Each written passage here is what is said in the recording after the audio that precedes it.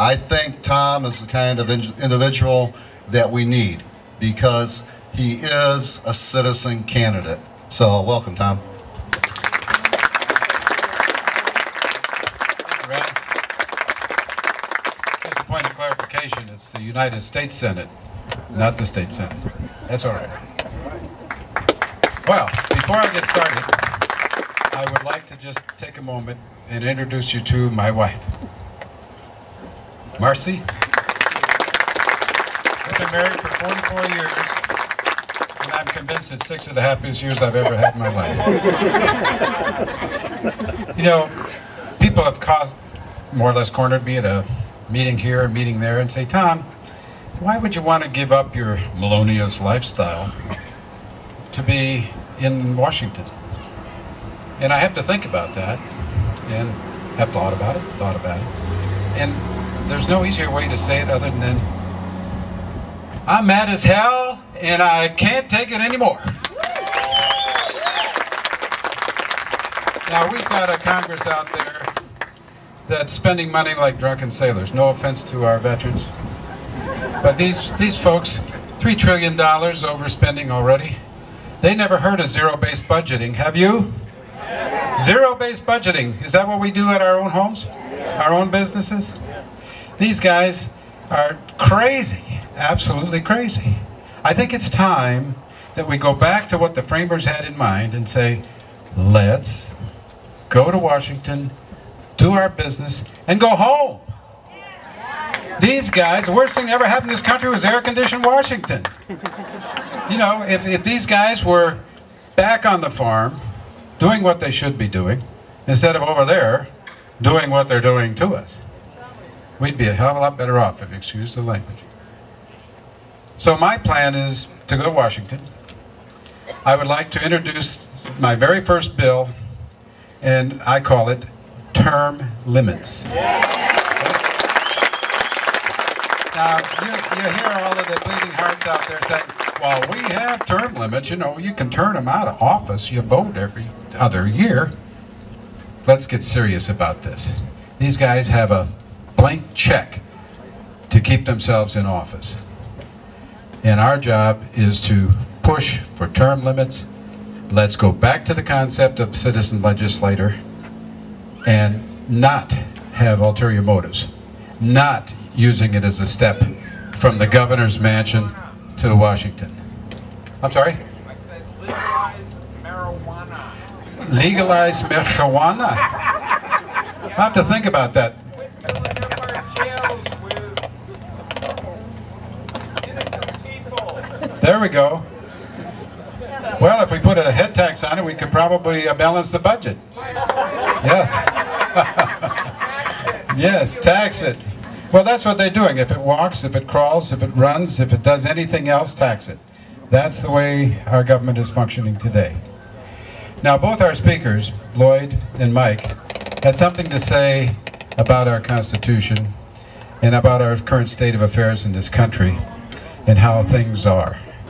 And I was thinking about that on the way up, and the closest thing I could compare our current status to was a hospice. Our country may as well be in hospice right now. The republic that we had and the freedoms that we had are every day disappearing. And I think we need to get, as you are today, and I thank you for being here, get off our keisters and get out there and work and work and work to get people elected that are going to go back to the basic principles of this country, our sovereignty, our individual freedoms. As mentioned in my introduction, I have 11 grandchildren, and I'm really concerned about the fact that they're already $500,000 in debt apiece, thanks to these crazies in Washington. So how are we going to resolve it? Term limits. Let's go for it. You know, I put a self-imposed term limit on me when I was first elected. And I was elected for, well, 2 terms. I stayed for 7 years. In my 7th year, I resigned to allow for an appointment. So that district, which, by the way, I would point out was heavily Democrat, It is still heavily Democrat, but that Senate seat is still held by a conservative Republican. I was fortunate enough to unseat that wacko Democrat that was in there for so many years, and as a consequence, made some very important inroads in local control. I was the chairman of the local government committee, and that was very critical to me because as a small businessman, I felt the names and faceless, I should say, bureaucrats could not help me run my business, nor did I want them to. I wanted local decisions made by local officials. So I was very, very strong in local control. I was on the Ways and Means Committee. For those of you who may not be aware, Ways and Means generally means taxation. And I was happy to say that every year we had a budget. Every year I was awarded the Watchdog of the Treasury Award. And what does that tell you?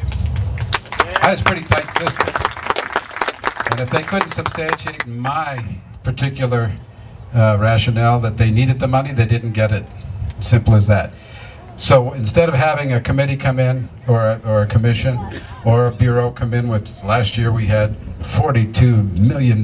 This year we want to have 52 because of in cost of business and all the other things. And I said, whoa, whoa, whoa, hold on. Tell me about the 42 that you got last year. How did you spend it? What did you spend it on?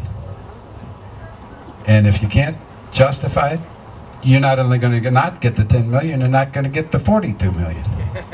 That's what we need to do. We need to play hardball with these people. So how are we going to get these people in office? Term limits. Absolutely.